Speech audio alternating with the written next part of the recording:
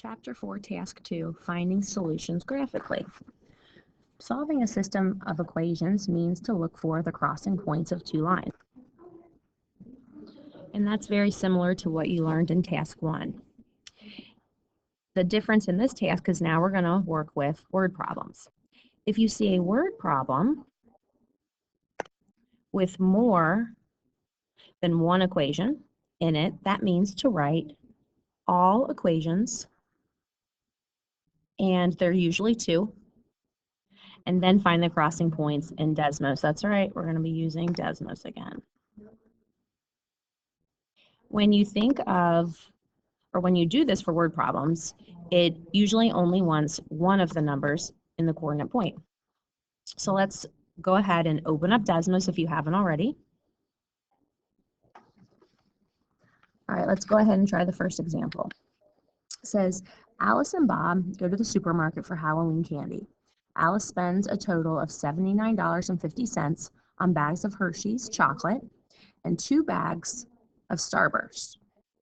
Bob buys 5 bags of Hershey's chocolate and 10 bags of Starburst, but he spends a total of $82.50. Boy, that's a lot of money. Must have a lot of trick-or-treaters. So let's start by defining our variables. So since in our notes it says that there are usually 2 different equations, that's true. We're talking about Starburst and we're talking about Hershey. So let's go ahead and use, when we're talking about variables, we're typically talking about X and Y. So let's define our X variable as one of the candies, and I'm going to choose the cost of bags of Hershey's chocolate. And I'm going to give a different variable for the other type of candy. I'm going to use Y, and that's going to represent the cost of bags of Starburst. Next, after we've defined our variables, we're going to write the system of equations. In the previous task, the systems of equations were written for you. Now we have to write them before we solve.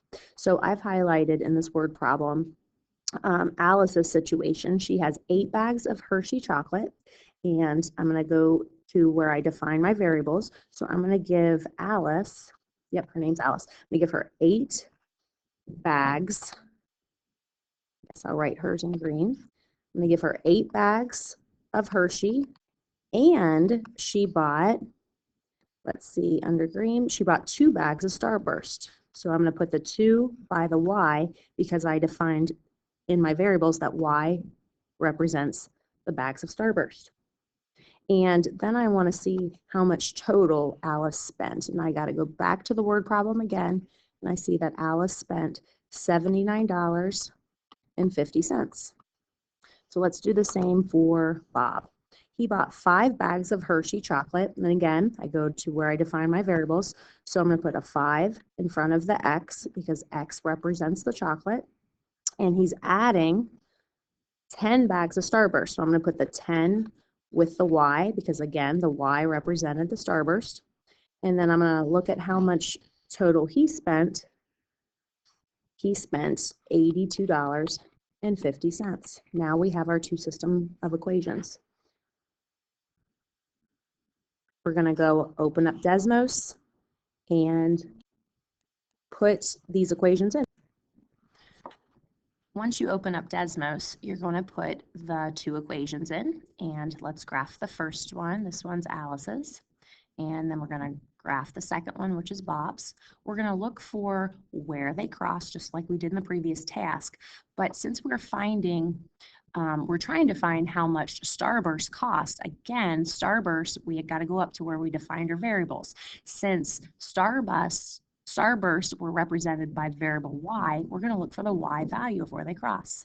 And as we can see, it crosses at 9, 3.75. The Y value is 3.75, so that tells us that Starburst cost $3.75.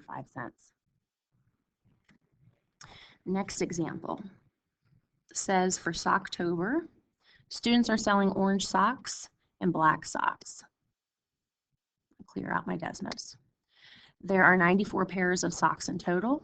The number of pairs of orange socks they have is 10 less than 3 times the number of pairs of black socks they have. So in any word problem, we need to first define our variables. And just like the example before, we will use X and Y. I decided to define X as the pair of orange socks and Y as the pair of black socks. Now we're going to write the system of equations. So again, there's usually two equations. So let's start with the more simple one, in my opinion. It says that there are 94 pairs in total. So we know that 94 is going to equal something. Well, there are orange socks, which is represented by X, and there are black socks. We just don't know how many. So that is our first equation. Our second equation says that the number of pairs of orange socks they have is 10 less. So I know I'm going to be subtracting 10 from something. Then 3 times the number of pairs of black socks. 3 times. That means I multiply the variable we gave to black socks, which is Y, by the number 3.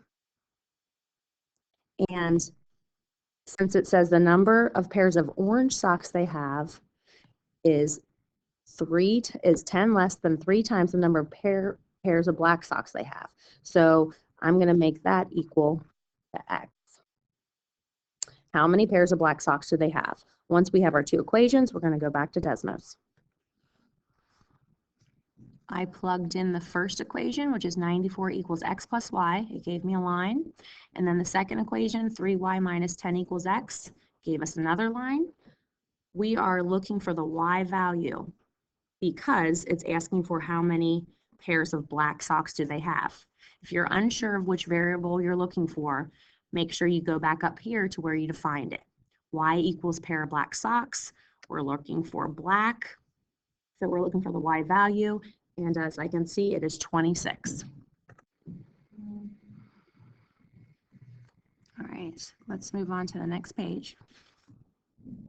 A radio station is giving away tickets to a play. They plan to give away tickets for seats that cost $10 and $20. They want to give away a total of 20 tickets. The total cost of all the tickets they give away is $280. Let's define our variable. And in this case, I'm going to define the number of $10 tickets with the variable X and the number of $20 tickets with the variable Y. Now we're going to write a system of equations. So I know that we want to sell $10 tickets, which is represented by X, and $20 tickets, which is represented by Y. And in total, we want to sell 20 tickets. So there's our first equation. We go back up to C. X is represented by the $10 tickets. So we're going to put the number 10 with the variable X, and we're going to add 20 with the variable Y, because the number of $20 tickets is represented by Y. And in total, they spend $280. So notice the difference. This is the total number of tickets they sold. This is the total number of money they made. So that's the difference between the two. Let's put them in Desmos. When we put them in Desmos, we look for the crossing point, and I'm going to blow this one, zoom it in a little. This is where they cross. I see a 12 and an 8. Unlike the other two examples, this time we're looking for the $10 tickets, which if I go up to define where we defined our variables, I'm looking for the X value because $10 tickets is defined by X. So in this case, I have 12, 8 is my coordinate. I'm looking for the X value. That tells me that they sold 12 $10 tickets. All right, next example. An animal shelter spends $4.50 per day to care for each bird and $8.50 per day to care for each cat. Wyatt noticed that a shelter spent $221.50 caring for birds and cats on Wednesday. Wyatt also found a record showing that there were a total of 35 birds and cats on Wednesday. Let's define our variables. In this case, I'm going to define the X variable as the number of birds and the Y variable as the number of cats. Now let's write our system of equations. I'm going to go back up to the word problem. I see that they spent $4.50 a day for each bird. Since X represents bird, I'm going to put the $4.50 in front of the X.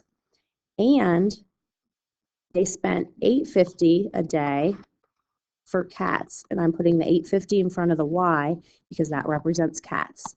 And in total, they spent $221.50. So our first equation is written like that. Our second equation, I know that, let's see, Wyatt also found a record showing that there were a total of 35 birds and cats on Wednesday. So birds represents X, Y represents cats, and in total there were 35 animals. Let's put this in Desmos. We put the system of equations in Desmos, and the first one is a blue line, the second one is a green line. We look for where they cross, and now we have to read the question so that we know if we're looking for the X value or the Y value. It asks how many birds were at the shelter on Wednesday. Birds is represented by the X variable, so we're going to look for the X, which in this case is 19. Last example. A gardener is planting 2 types of trees. Maple trees are 24 inches tall and grow at a rate of 22 inches per year. Type B is 48 inches tall and grows at a rate of 14 inches per year. That's right, define our variables. And in this case, we're talking about years and height. So I'm going to define years as the letter X and height as the letter Y, and it is in inches. Let's write a system of equations.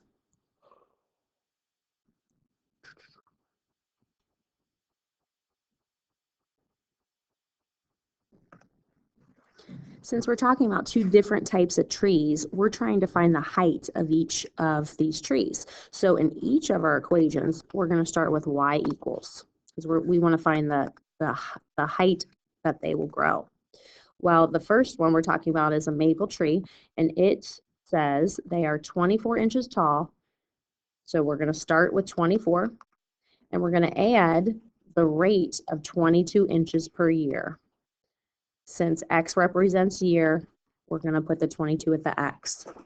Our second type, they just call it type B, and it says it's 48 inches tall, so that's our starting point. And we're going to add the rate of 14 inches per year. Let's put those in Desmos. You will have to search for the crossing point in this guy because it did take me a couple minutes. Since it says how many years, we are looking for the X value. See that they cross at 3 and 90, the X value is 3, so it will take 3 years for these trees to be the same height.